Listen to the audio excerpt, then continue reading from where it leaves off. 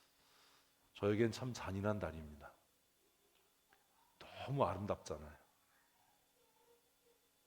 온 세상이 꽃으로 물들여지고 겨우내 황량하고 메말랐던 들판이 다시 그 연두색으로, 초록이 아닌 연두색으로 물들어가고, 또 요즘에 환장하는 벚꽃이 피어서 그 꽃잎이 비처럼 날리는,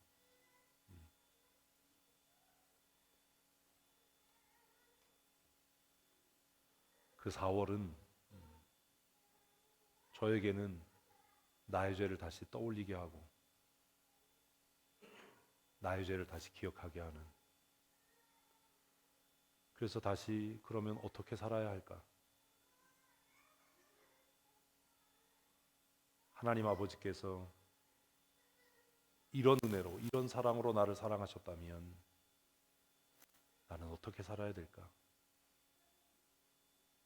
그런 고민을 하게 하는 달입니다. 어제 주일 예배를 준비하다가 바이크를 타고 오봉산을 넘어서, 오봉산이 겨울 동안은 폐쇄가 돼요. 3월 31일까지. 길이 너무 험해서 눈이 쌓이고 얼음이 얼어서 오봉산을 넘어서 요즘에 핫플레이스로 떠오르고 있는 북위리 이렇게 돌아서 왔어요. 아직 벚꽃이 피진 않았어요. 저기 좀 추우니까 1시간 반 정도 이렇게 혼자 바이크를 타고 돌아오면서 그리스도의 고난, 그리고 내가 감당해야 될 십자가, 하나님 아버지의 마음, 그리고 이제는 그리스도의 십자가가 아니라 나를 바라보시는 하나님의 그 눈길을 다시 생각해 보았습니다. 사랑하는 성도 여러분, 고난주간이 시작됩니다. 2022년에 고난주간을 시작하면서 제가 어제 1시간 반 혼자 바이크를 타면서 생각했던 것처럼, 그러면 나는 어떻게 살아가야 하겠는가? 예수 그리스도의 생명과 맞바꿔서 구원받은 나는 하나님 아버지께서 그 아픔과 슬픔을 이기시고 그 고통을 감내하시면서 그 아들을 십자가에 못 박아 피 흘려 죽게 하시면서 값주고 사신 나는 하나님 앞에 어떻게 살아야 하겠는가? 그런 고민을 하고 서재에 다시 돌아왔습니다. 한 끼 금식하는 거, 그 금식한 것으로, 구제하고 하는 것으로 우리가 이 구원의 은혜, 영광의 무게를 감당할 수 있겠습니까? 하나님 아버지께서 우리를 값주고 사기 위해서 얼굴을 돌리시고 그 눈물을 참아내시고 그 아픔을 이기시고 예수 그리스도를 십자가에 못 박아 피 흘려 죽게 하심으로 나를 구원하셔서 하나님의 자녀 되게 하셨고, 그리스도의 몸인 교회에 목사가 되게 하셨고, 장로와 집사, 권사와 진장과 주일학교 교사와 팀장 되게 하셨다면 나는 어떻게 살아가야 할 것인가? 고민해보는 그런 한 주간이었으면 좋겠습니다. 해마다 고난주간은 돌아오고 해마다 부활주일은 돌아옵니다. 그러나 언젠가 이 고난주간이 우리 인생의 마지막 고난주간일 수 있고, 언젠가 그 부활주일이 우리의 삶의 마지막 부활주일이 될 수 있을 겁니다. 더 이상 돌이킬 수 없는 기회가 사라지기 전에 이번 한 주간, 고난주간을 보내시면서 잠시만이라도 정말 조용하고 한적한 곳에서 예수 그리스도, 독생하신 아들 예수를 십자가에 못 박아야만 했던 하나님 아버지의 마음을 생각하고 그러면 내가 하나님 앞에 어떻게 살아야 하겠는가? 어떤 사람으로 살아야 하겠는가? 고민하는 그런 성도들이 되었으면 좋겠습니다. 저도 때로는 별로 무거운 것 같지도 않은 목사라고 하는 그 직분의 십자가가 너무나 무겁게 느껴져서 숨이 막힌다. 깔려 죽을 것 같다. 벗어버리고 싶다. 이런 생각이 솔직하게 들 때도 있습니다. 그러나 그때마다 다시 일어서서 묵묵하게 그 십자가를 지게 되는 것은 해마다 4월이면 돌아오는 이 고난주간 때문입니다. 2020년 이 고난주간이 저와 여러분에게 그리스도의 십자가를 깊이 묵상하는 것으로 끝나는 주간이 아니라, 그러면 나는 하나님 앞에 어떠한 삶을 살아야 할까? 어떻게 살아야 할까? 고민하는 한 주간이 되었으면 좋겠고, 그리고 다음 주일 우리 부활주일 예배를 통해서 변화된 새 사람으로 그리스도의 고난을 통해 그리스도의 영광에 참여하는 믿음의 사람으로 새로워지는 은혜를 풍성히 누리는 믿음의 사람들 다 되시기를 주님의 이름으로 축복합니다. 기도하시겠습니다. 하나님,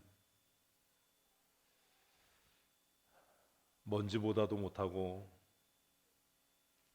아무짝에도 쓸모없는 무익한 죄인들을 하나님께서 사랑하셔서 독생하신 아들 예수 그리스도를 모진 고난과 처절한 죽음으로 내모시고 한 방울 한 방울 떨어지는 그의 핏값으로 값주고 사셔서 너는 내 것이라 말씀하시고 이제 나를 떠나지 말라고 내 곁에 머물러 영원한 안식과 영원한 영광에 이르라고 권면하시는 그 말씀을 듣고도 우리가 호세아의 아내처럼 미련하고 아둔하고 죄악에 우리의 마음이 빼앗겨서 세상의 쾌락과 세상의 자랑을 따라 살아가고 있지는 않는지 이 종료주일 고난주간을 시작하며 다시 생각합니다. 그리스도의 고난을 깊이 묵상하며 하나님께서 왜 이런 은혜를 내게 베푸셨는지 나로 다시 깨달아 알게 하시고 다시 일어서 내가 감당해야 될 십자가를 굳건히 지고 그리스도의 고난에 참여하는 거룩한 하나님의 자녀로 살아가게 하여 주시옵소서. 지치고 힘들 때, 낙심될 때에, 자존심이 상하고 마음에 분노가 가득할 때에 나를 위해 침묵하시고 도살장으로 끌려가는 어린 양과 털 깎는 자 앞에 울음소리조차 내지 않는 어린 양처럼 고난과 수치와 마침내 죽음에 이르는 형벌을 감내하셨던 예수 그리스도를 깊이 묵상하며 기쁨으로 감당할 수 있도록 은혜를 더하여 주시고 내가 감당해야 될 그 고난을 기쁘게 감당함으로 영원한 하나님의 나라의 영광에 참여하는 믿음의 사람으로 살아갈 수 있도록 성령 하나님 오셔서 우리 모두의 마음과 생각을 주장하여 주시고 붙들어 주시기를 간절히 소원합니다. 고난 주간을 보내며 내가 하나님 앞에 어떠한 사람으로 살아가야 할지 생각하며 고민하며 깨닫게 하시고 우리가 감당해야 될 그 십자가의 무게를 넉넉히 감당하는 믿음의 사람들이 되게 하여 주시옵소서. 악한 마귀 원수 사단은 우리를 유혹하고 우리를 낙심케 하여 그 영광의 부르심의 자리를 떠나게 하고 우리가 감당해야 될 십자가를 벗어버리게 하려고 하지만 그러함에도 불구하고 여전히 나를 사랑하시는 하나님의 은혜를 잊지 아니하고 날마다 부르신 자리에서 부르심의 소명에 합당한 삶을 살아가게 하여 주시옵소서. 우리 춘천 성도교회 모든 사랑하는 성도들이 주의 영광 바라보며 살게 하시고 영원한 하나님의 나라를 목적하며 오늘 내가 감당해야 될 십자가를 기쁨으로 지고 주님 가신 그 길을 우리도 함께 살아갈 수 있는 믿음의 사람들이 되게 하여 주시옵소서. 우리 구주 예수님 거룩하신 이름으로 감사하며 기도합니다. 아멘.